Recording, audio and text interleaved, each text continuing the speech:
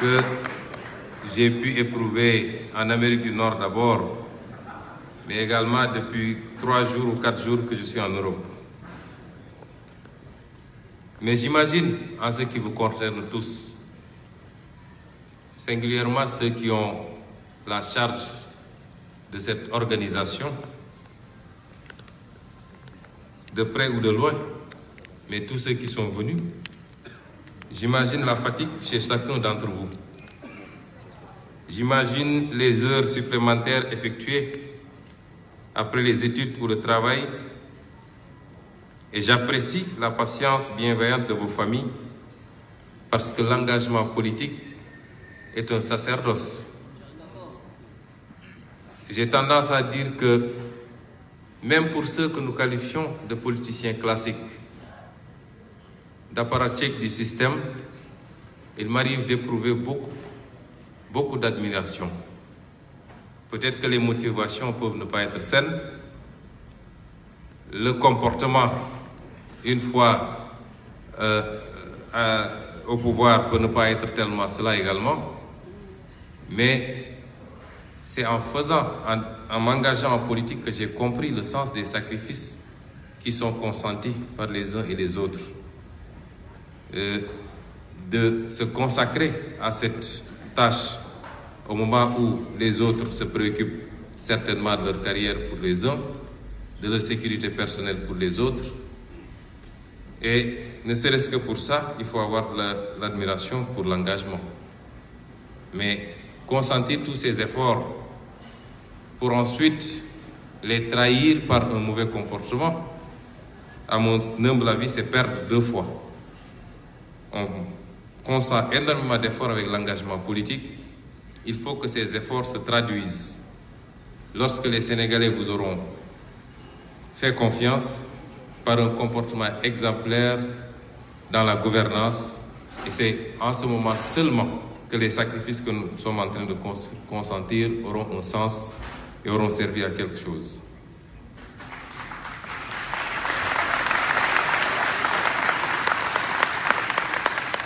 J'imagine également les efforts financiers consentis malgré une conjoncture difficile. Nous, de PASTEF, nous savons ce que nous devons à l'apport et à la contribution de cette diaspora qui nous soutient beaucoup dans ce que nous sommes en train de faire, pas seulement sur le plan financier, mais également sur le plan de la réflexion programmatique et sur le plan de la massification du parti et de la diffusion des idées. Nous voyons les efforts qui sont consentis. Nous ne sommes pas assez naïfs de penser que tout le monde est millionnaire ou alors que du seul fait qu'on est dans la diaspora, on est riche. Mais nous voyons au-delà des difficultés que chacun vit, l'effort quotidien que vous consentez pour nous aider et pour soutenir l'action de notre parti. Nous vous en remercions.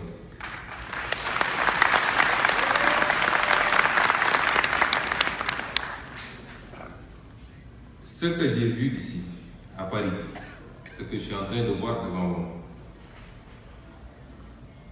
et que j'ai vu également à Nioro, à Montréal, à Djoum, à New York, dans le Fogny, le Bluff et le Kalunai, à Cincinnati, à Kumpentum, à Mbelakadiaou dans le Sine ou à Kersering Bamba au fond du Nyombato, à Madrid, à Podor, à Barcelone, à Mbaké ou dans l'Ohio, bref, partout où nous sommes passés, ce que nous avons vu, c'est d'abord, à n'en pas douter, une conscience citoyenne, incarnée déjà par Mamadou Dia avant nous,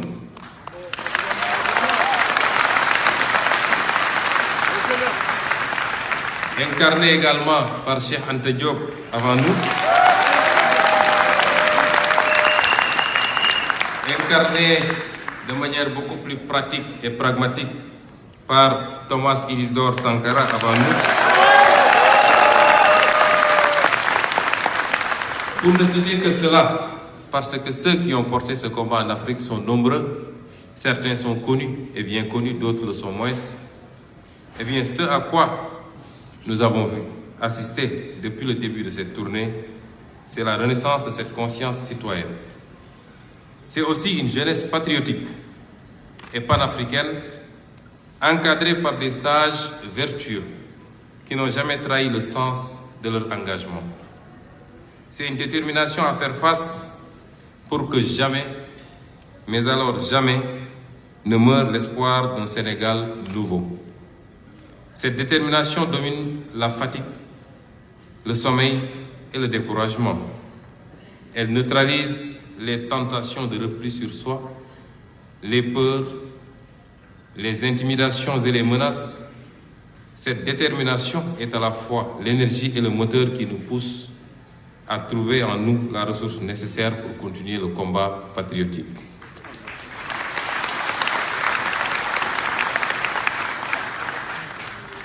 Mais cette détermination, elle exacerbe en chacun de nous cette soif inextinguible de changement, ce besoin de réaliser l'alternative et non pas une troisième alternance pour que jamais ne meure l'espoir d'un Sénégal nouveau. Je sais à quel point vous êtes comme moi, meurtris de voir les images insoutenables de nos frères et de nos sœurs rejetés du ventre de la Méditerranée.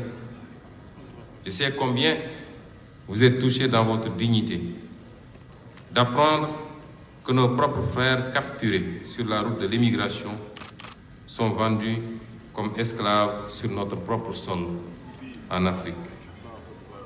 Je vous sais si outré de découvrir les cadavres de nos frères déshydratés sur la route du désert à la quête d'un ailleurs meilleur. Je mesure le désarroi des habitants de Guet-Ndar, frappés une énième fois par la houle mortifère qui a fini de rayer des quartiers entiers et menace l'existence de populations. Je mesure également le désarroi et l'incompréhension des habitants de Sabodala, croulant sous une pauvreté absolue, alors que des tonnes d'or sont extraites de leur sous-sol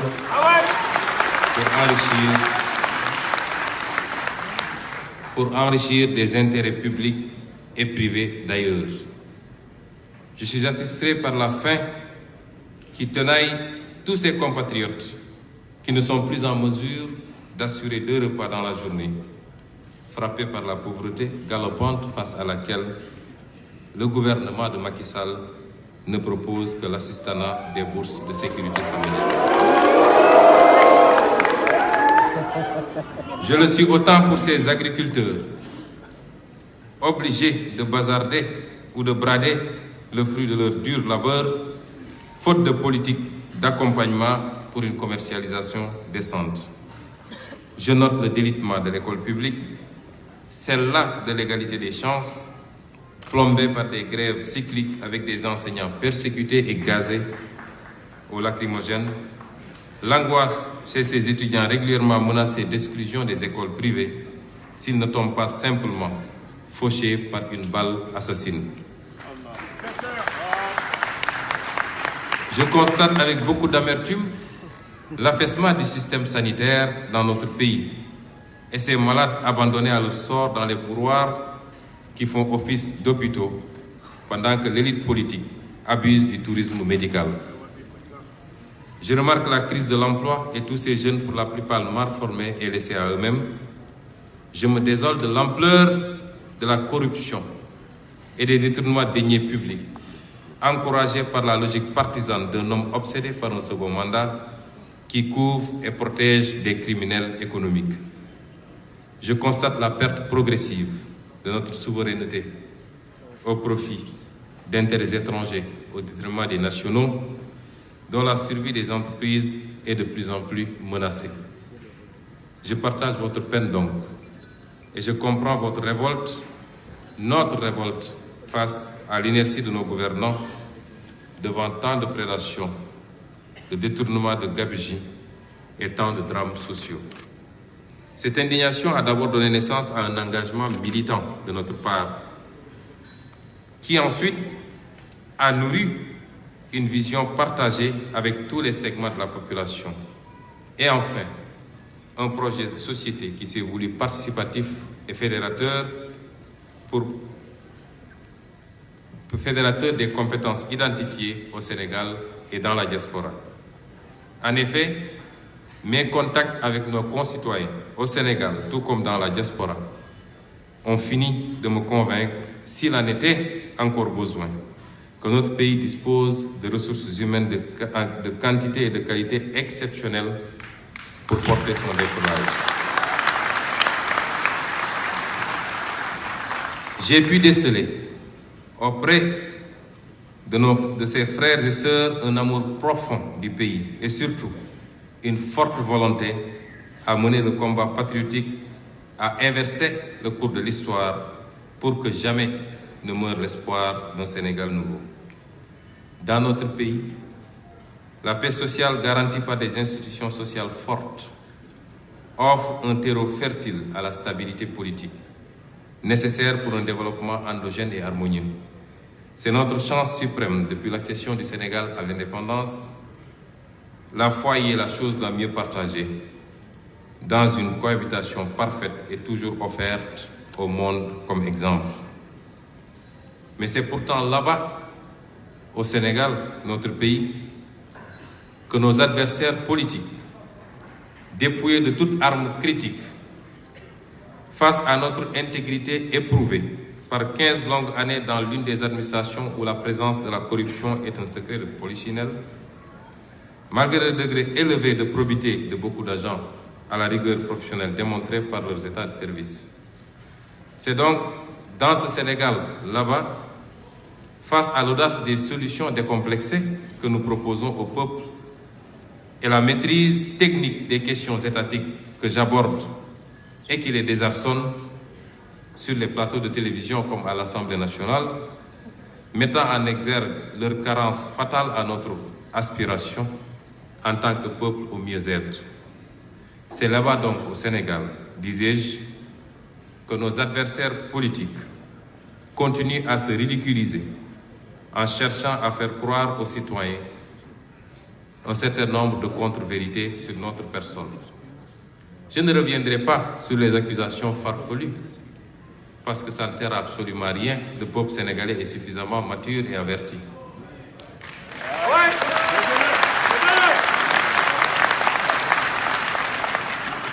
Mais il est constant, ne serait-ce que sur l'une des accusations, d'entendre dire aux citoyens que Sonko est jeune et donc inexpérimenté.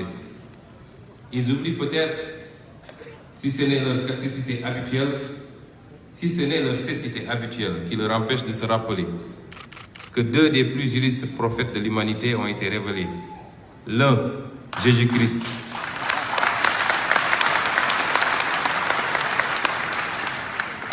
que deux des plus illustres prophètes de l'humanité ont été révélés. L'un, Jésus-Christ, à l'âge de 30 ans, et l'autre, Mohamed, paix et salut sur lui, à l'âge de 40 ans.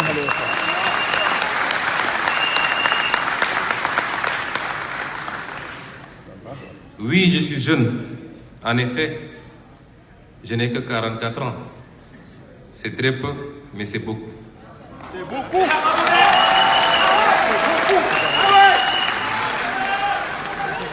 J'ai 44 ans et c'est un atout. Parce que je ne suis pas grabataire. Et ma dignité, mon honneur et ma sagesse m'auraient empêché de m'accrocher au perchoir de l'Assemblée nationale à 80 ans.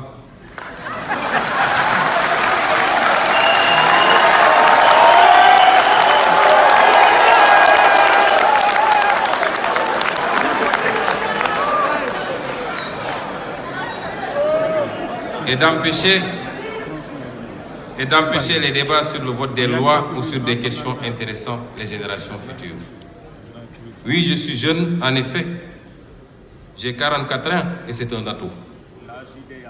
À mon âge, je suis suffisamment conscient des priorités du Sénégal pour ne pas avoir à quémander une institution budgétivore comme le HCCT, inutile et taillée sur mesure pour satisfaire mes caprices et une rivalité née d'un congrès sans dette.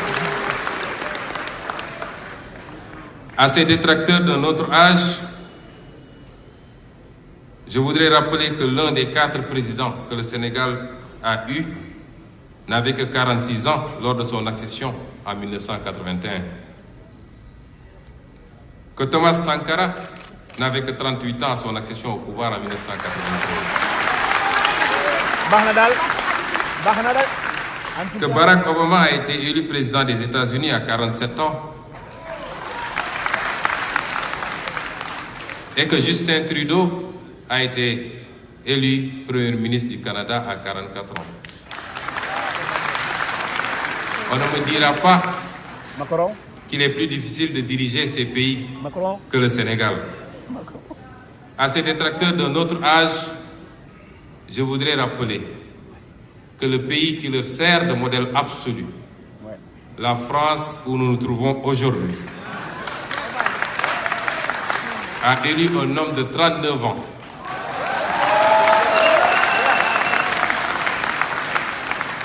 Et qu'en Autriche, le Premier ministre a seulement 32 ans.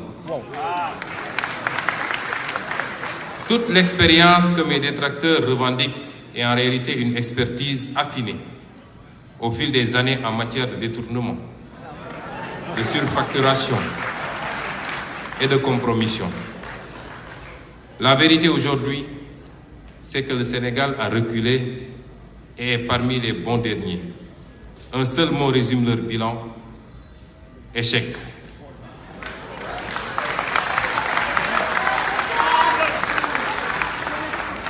Oui, je suis un jeune, en effet, j'ai 44 ans et je suis prêt. Je suis prêt avec les Sénégalais que vous êtes, conscients de l'immensité de la tâche et de la lourdeur des responsabilités étatiques, à conduire le train de ce renouveau. Ce destin commun que nous devons tous nous réinventer pour nous-mêmes et pour nos enfants, nos petits-enfants, en un mot pour les générations futures, pour que jamais ne meure l'espoir d'un Sénégal meilleur.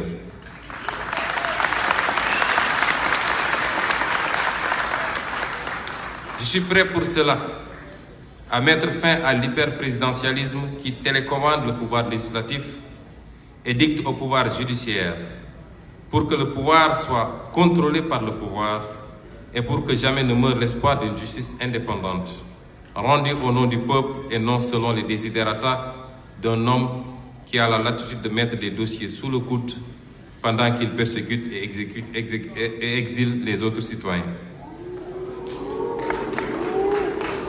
Je suis prêt à supprimer les fonds politiques.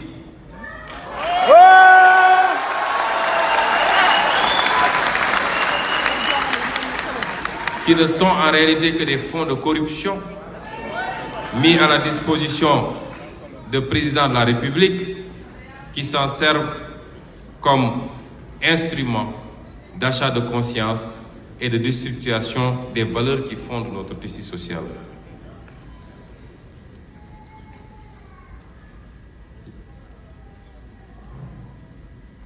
Je suis prêt, puisque les statuts de notre parti, PASTEF les Patriotes, m'imposent de démissionner si je suis élu président de la République. De démissionner de mes responsabilités de président de parti politique, je les respecterai pour que jamais ne meure l'espoir d'avoir au Sénégal un président de la République au-dessus des contingences partisanes et concentré sur l'essentiel.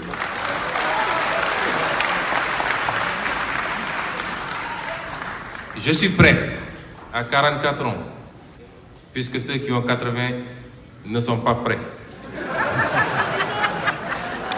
Je suis prêt à ériger.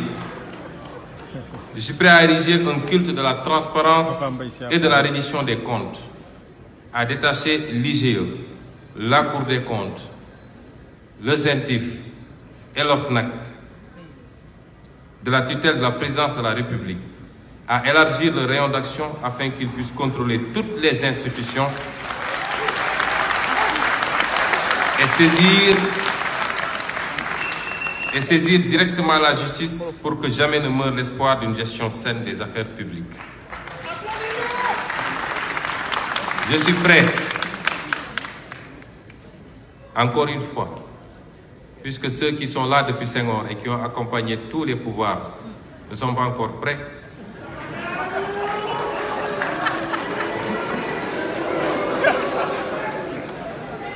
Je suis prêt à faire de l'industrialisation le fer de lance de notre modèle économique.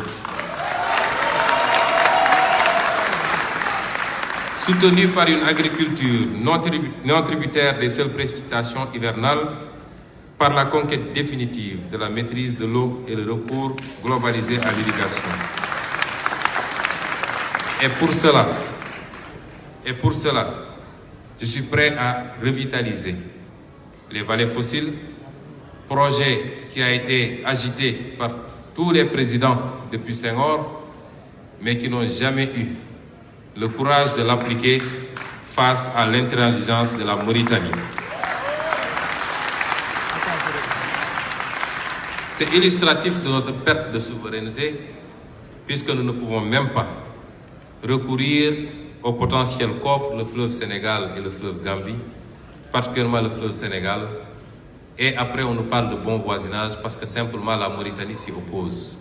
Et c'est pourquoi à l'Assemblée nationale, j'ai été particulièrement opposé au partage égalitaire des ressources gazières avec la Mauritanie, parce que je peux vous garantir que s'il y avait un seul mètre cube de gaz supplémentaire du côté de la Mauritanie, nous n'aurions jamais eu l'acceptation de la Mauritanie de partager avec nous.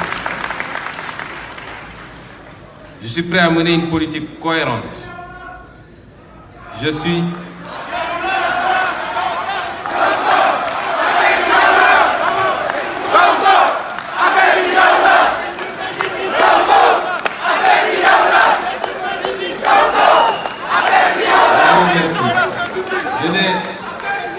Je vous remercie. Je vais vous faire une petite révélation.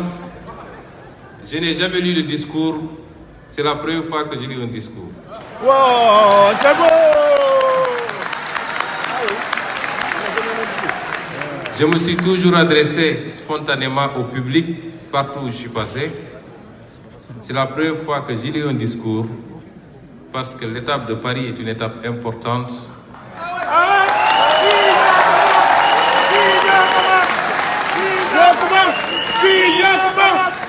Puisque l'étape de Paris est importante, non pas parce que c'est Paris, nous n'avons pas ce complexe, mais pour ce qu'elle représente en termes d'immigration sénégalaise et la qualité que nous voyons dans cette salle.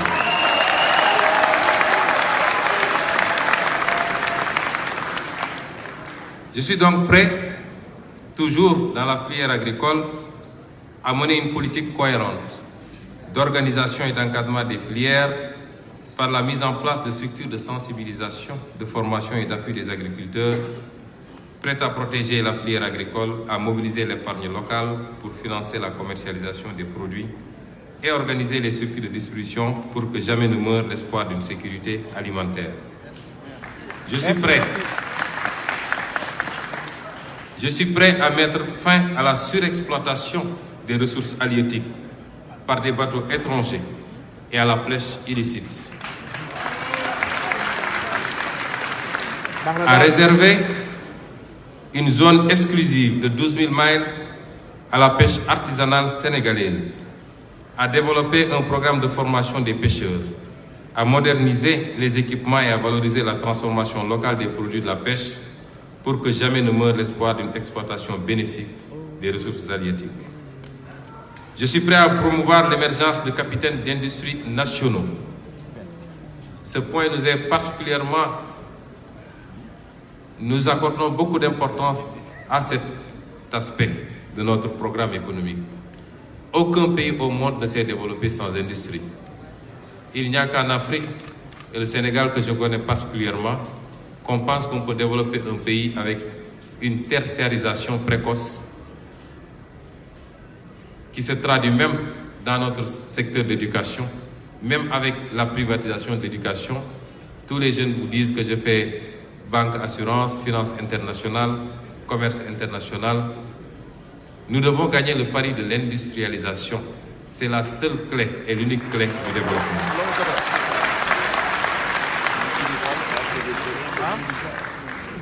Je suis prêt à conquérir notre souveraineté monétaire par une sortie graduelle de la zone franc.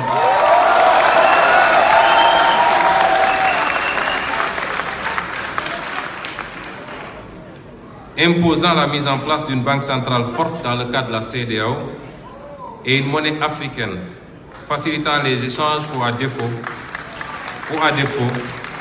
une monnaie nationale gérée avec responsabilité afin que l'espoir d'une indépendance, d'une vraie indépendance dépourvue de tutelle ne meure jamais.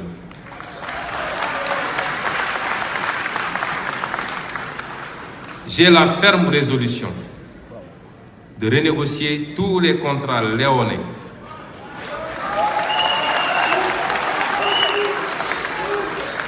dans les secteurs pétroliers et miniers comme dans les marchés publics. Mais cela ne va pas sans la situation des responsabilités des fossoyeurs de notre économie. Parce que ce qui s'est passé récemment dans les secteurs miniers, avec le gouvernement du président Macky Sall, c'est de la forfaiture économique au détriment du peuple sénégalais. Et le président Macky Sall l'a fait sciemment pour les beaux yeux de son frère, avec la complicité de son ministre actuellement de l'Intérieur et avant de l'Énergie, et au détriment du peuple sénégalais. Je suis prêt à travailler à sécuriser le Sénégal et les Sénégalais.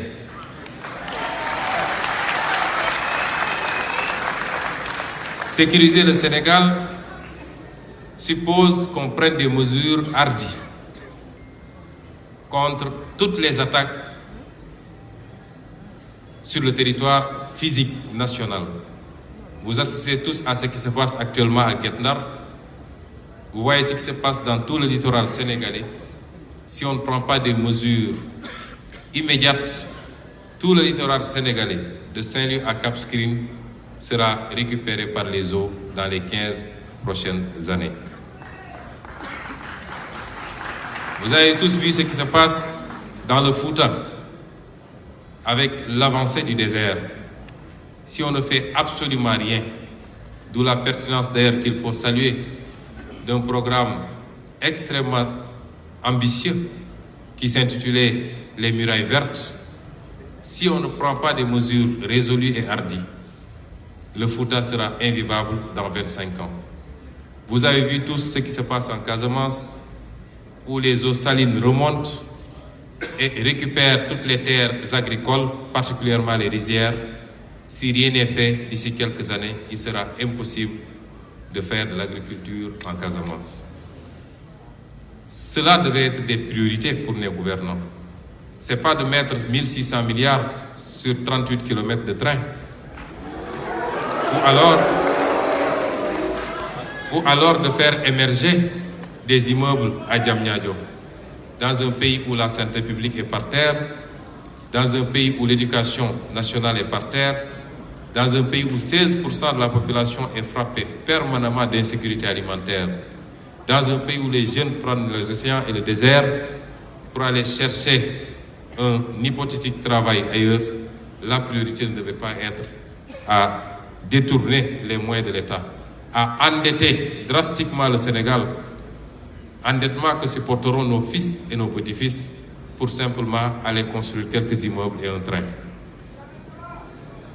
Enfin, le produit de tous ces efforts, puisque ce que je vous ai présenté, c'est comment faire pour avoir les moyens de notre politique. Ce qui remet au cœur de nos préoccupations la notion de souveraineté. Ce que je vous ai présenté, c'est comment avoir une gestion souveraine de notre potentiel national, tiré des ressources naturelles, tiré de notre capacité fiscale.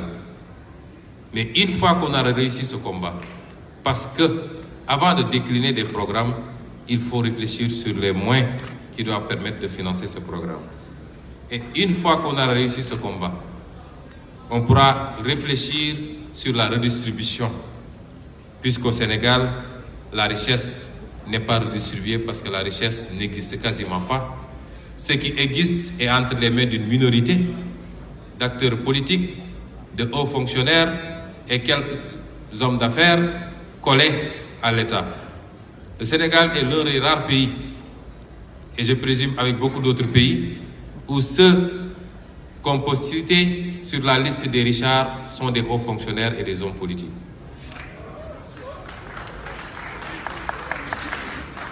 Donc, une fois qu'on aura réussi ce combat, il va falloir travailler à la redistribution. D'abord, la redistribution horizontale par une réelle décentralisation, parce qu'au Sénégal, il faut considérer qu'il y a deux Sénégal. Le Sénégal du Fouta, ou de la Casamance ou de Kédougou n'a rien à voir avec le Sénégal de Dakar.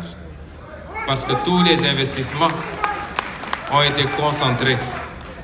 Parce que tous les investissements, 80% des investissements depuis l'indépendance ont été concentrés dans la presqu'île du Cap-Vert.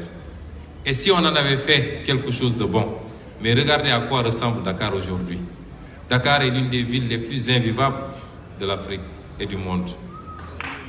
Elle est surpeuplée, elle est très sale et elle est très indisciplinée. Il faut une redistribution horizontale pour que chaque Sénégalais se sente fier d'être Sénégalais là où il habite. Parce que là où il habite, il y trouve le minimum indispensable en termes d'accès au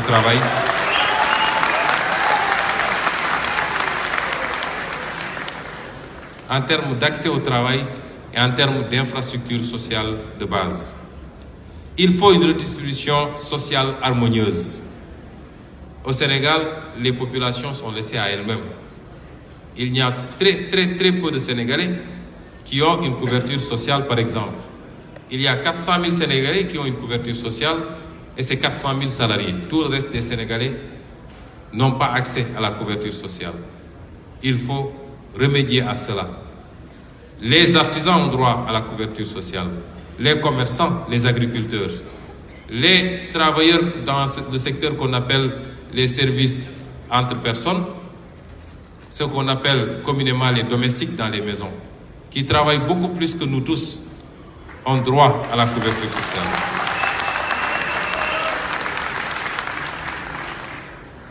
Il faut travailler également à l'autonomisation.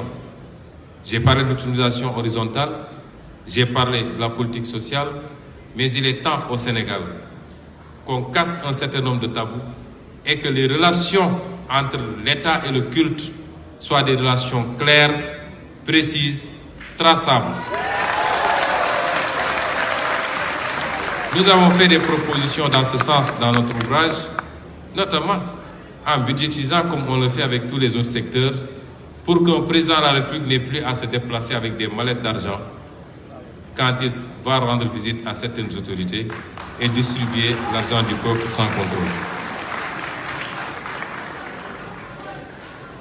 Au niveau international, nous sommes prêts pour rendre au Sénégal sa dignité, le respect qui lui est dû. Parce que ce qui se passe actuellement, si ça peut se passer, c'est parce qu'on a perdu toute dignité et tout respect. Si jamais, on ne l'a jamais eu d'ailleurs. Ce qui s'est passé récemment, où un gouvernement, celui de l'État, où nous sommes actuellement, peut se lever un beau jour pour multiplier par 40 les frais d'inscription des étudiants sénégalais. Sans qu'en contrepartie, alors qu'on a donné tout à cet État chez nous, tout appartient à cet État. Tous nos secteurs, les banques, les assurances, les entreprises de travaux publics, le secteur de la distribution maintenant, notre autoroute, le TGV, le port autonome, tout est donné à ce pays. Et en retour, nos concitoyens sont maltraités, sont mal perçus, et qu'on peut se lever un beau jour pour faire ce qu'on veut et mettre ce qu'on veut sur le dos des Sénégalais et des Africains de manière générale. Un pays doit savoir se faire respecter. Le président africain le plus respecté aujourd'hui s'appelle Paul Kagame.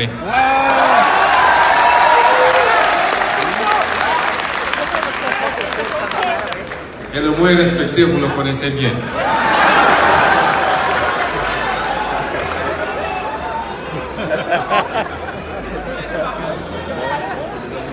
Chers compatriotes,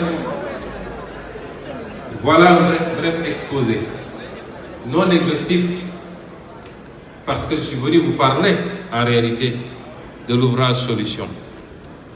J'en ai fait un petit condensé. Si je devais parler de tout ce qu'on a dit, on aurait passé peut-être la nuit ici. Mais j'ai essayé d'en extraire l'essentiel et les axes les plus importants.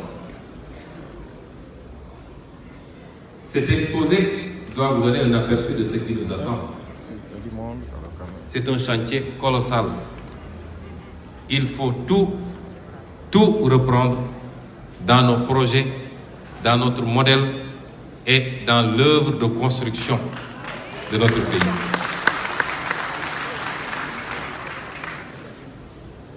Mais nous gagnerons ce combat. J'en suis convaincu.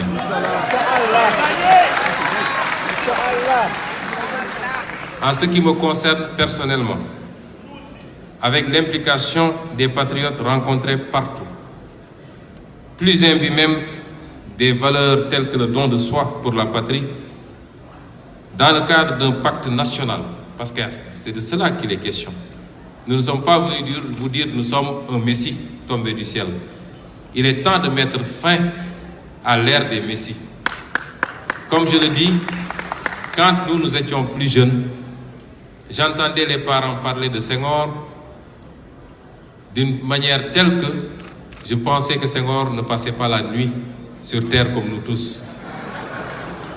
Ça a été le cas après, un peu moins pour Abdou Diouf, ça l'a été pour Abdoulaye Wade. Je ne pense pas, heureusement pour nous, que notre ami actuel ait jamais été pris pour un messie.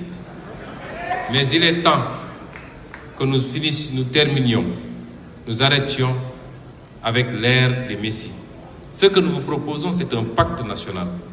C'est de nous entendre autour d'un projet, avec des actes forts qui déterminent, à partir d'un diagnostic qui a été fait, qui détermine les orientations que nous voulons donner à notre politique. Et c'est pourquoi, pour la confection du programme, nous avons fait un appel à contribution.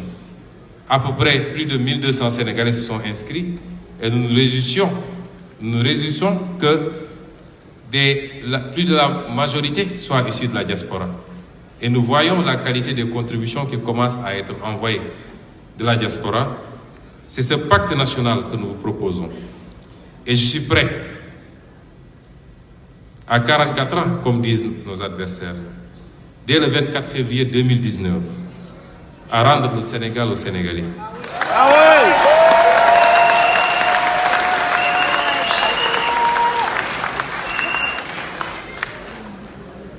Mais qu'attendons-nous? Et j'avais en terminé par là, concrètement de la diaspora, puisque je suis avec la diaspora.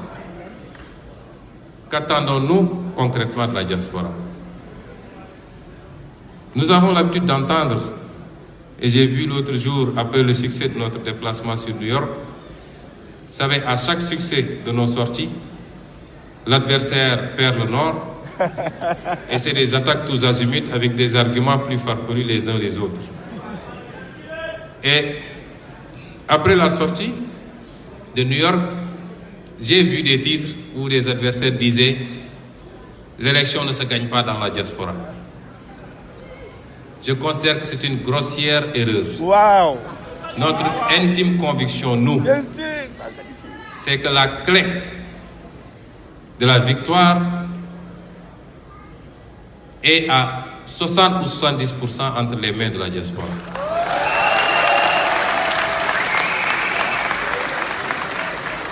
Mais pour cela, il nous faut nous entendre sur un certain nombre de choses, vous et nous. Ce que nous attendons de la diaspora, c'est d'abord la contribution à l'effort d'élaboration programmatique, je l'ai abordé tantôt. Mes pérégrinations récentes et antérieures dans la diaspora et les centaines de Sénégalais de la diaspora que je reçois au Sénégal quand ils viennent en vacances m'ont permis de voir la qualité qu'il y avait au niveau des Sénégalais qui vivent dans la diaspora. C'est extraordinaire le potentiel qu'il y a dans la diaspora et c'est à se demander comment des élites politiques qui veulent construire le Sénégal et l'Afrique peuvent laisser cette diaspora-là en marge de la gouvernance.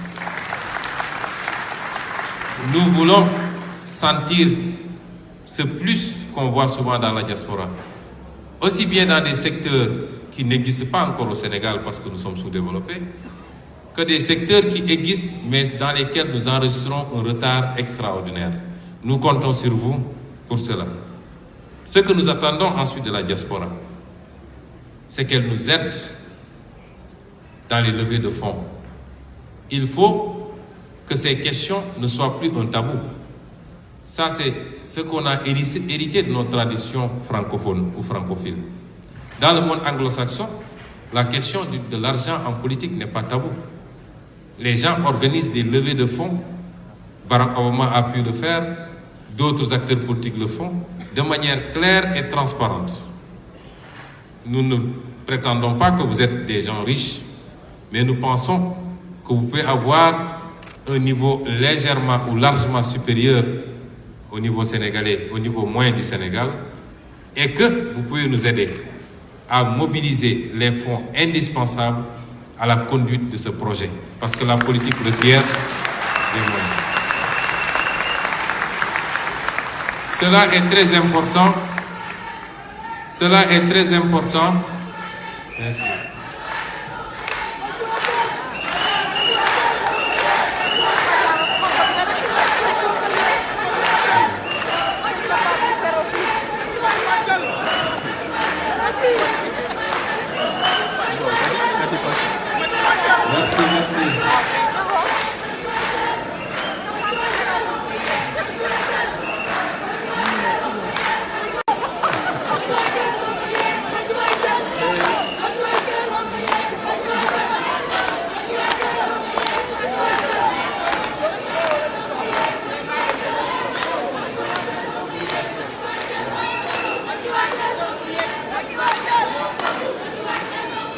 Merci beaucoup, merci beaucoup.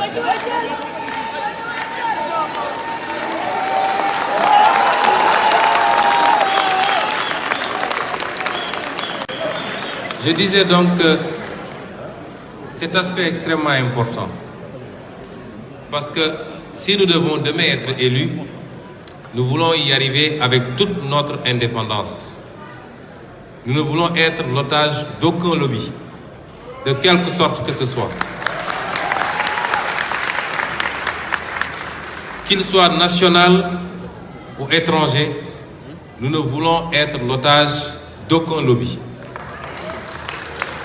Et c'est pourquoi nous voulons que les Sénégalais qui sont convaincus, pour une fois, de la pertinence du combat que nous menons, de la vision que nous avons présentée et du programme que nous allons dévoiler, que chacun de ces Sénégalais, dans la mesure de sa capacité contributive, c'est une déformation fiscale, que chacun de ces Sénégalais contribue au financement de la campagne à venir pour qu'on ait la fierté de dire qu'aucun franc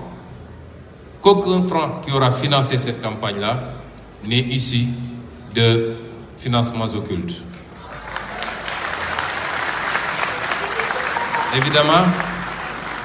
Évidemment, cela sera plus facile si on a une assiette très large de Sénégalais qui contribuent et que chacun contribue moyennement, que d'avoir quelques Sénégalais qui veulent prendre en charge tout le financement de cette campagne. La troisième chose que nous attendons de la diaspora, elle est extrêmement importante. La diaspora, certes, n'est pas un gros électorat comparativement à l'électorat qu'il y a au Sénégal. Je ne suis pas sûr que l'électorat de la diaspora, en tout cas, le nombre d'inscrits dépasse 300 000. Donc, sur un fichier de 6 500 000, ce n'est pas un très gros électorat. Mais la diaspora, là où c'est important, elle vote. Mais surtout, elle peut faire voter.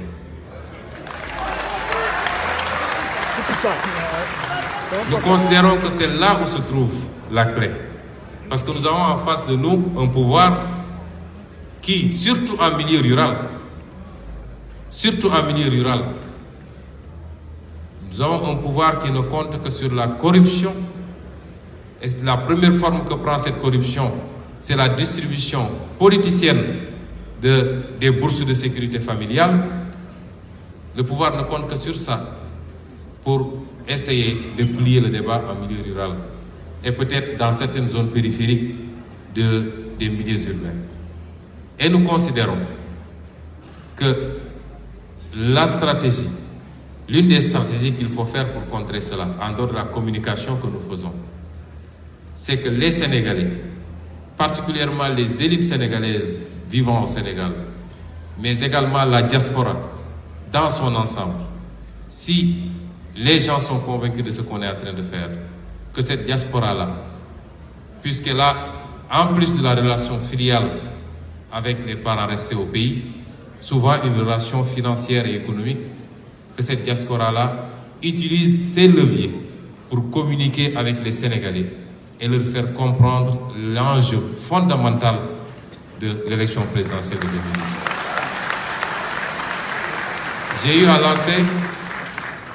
eu à lancer un appel à cette diaspora ailleurs, en leur disant, je vous proposerai même, pour ceux qui le peuvent, de faire coïncider vos congés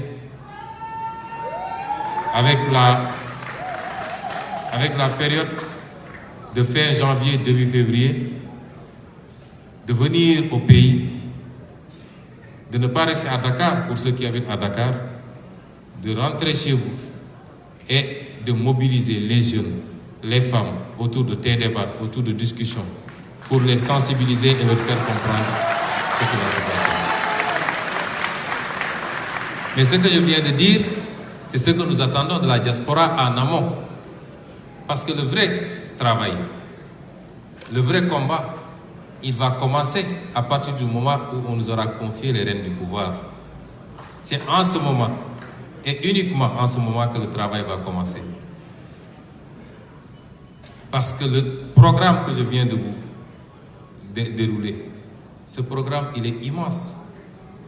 Il ne se gagnera pas facilement. Il faut un soutien total et absolu du peuple sénégalais pour qu'on gagne ce combat. Mais il faut également et surtout de la qualité. Il faudra mettre les hommes qu'il faut à la place qu'il faut. Je dis souvent aux militants de PASTEF, je leur dis deux choses. La première, c'est que celui qui